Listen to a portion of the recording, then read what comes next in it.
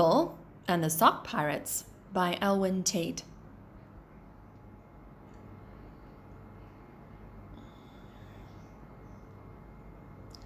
Up on a hill lived a farmer called Bill and a black and white cat called Mabel.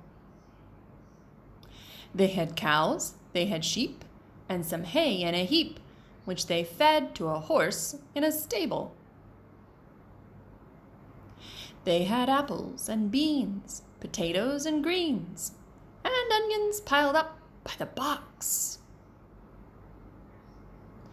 But what flourished the most on their farm by the coast were their magical trees, which grew socks.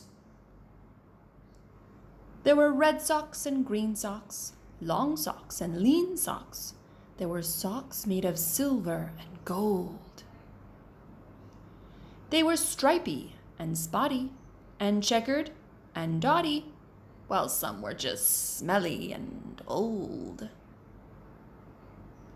Whatever the type of sock, it grew ripe on the trees of this curious farm, and Bill liked to stroll through his orchard at night with Mabel curled up on his arm. But it was late one July when pirates sailed by, and they spied on the magical trees. "Yo-ho," said the chief, "that dastardly thief! Let's take all the socks that we please." So up the crooks crept while Farmer Bill slept, and they pilfered and plundered with glee. But watching this theft with marvelous deft was Mabel high up in a tree. "Oh, what a scene! These pirates are mean," she said in a terrible huff.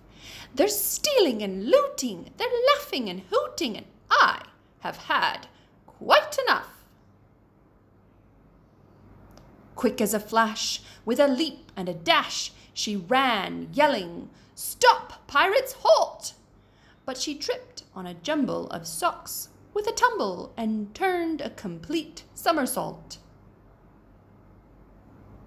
Mabel the cat was covered in socks from her head to her paws to her tail. Still she ran and she flew at the piratical crew, and she gave an enormous, big wail.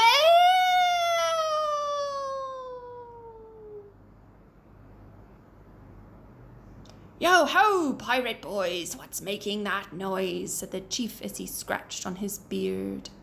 "It has big floppy toes, a long floppy nose, and it walks in a way that's quite weird."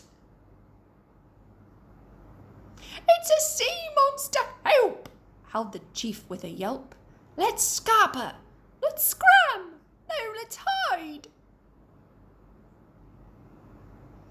"I'm a monster all right, and I'll chase you all night. Meow, meow," Mabel cried.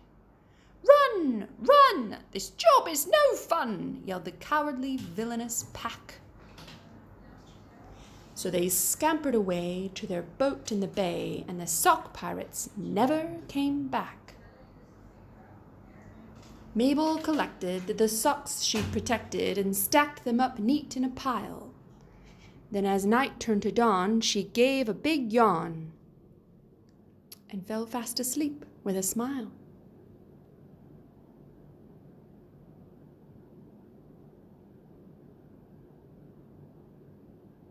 The end.